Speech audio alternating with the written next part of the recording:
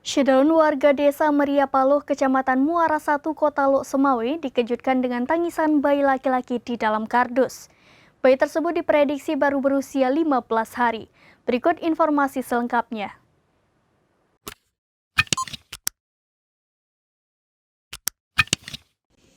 Syedaralun, bayi yang diprediksi berumur baru 15 hari sempat ditemukan warga di sebuah balai di Desa Meria Paloh, Kecamatan Muara 1, Lok Semawe pada Sabtu 27 Agustus 2022 sekitar pukul 4 waktu Indonesia Barat.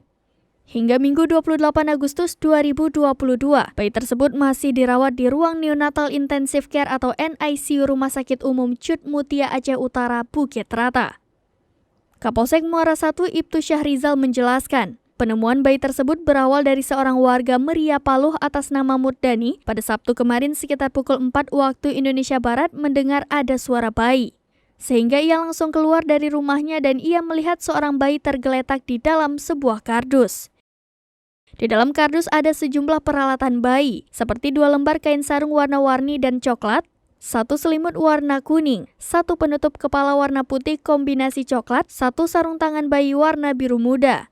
Selanjutnya bayi itu dibawa ke Puskesmas Muara 1 untuk dilakukan pemeriksaan kesehatan. Tidak lama kemudian, dengan didampingi tim dari Dinas Sosial Kota Lok Semawe, bayi itu pun dibawa ke Rumah Sakit Umum Cut Mutia di Bukit Rata.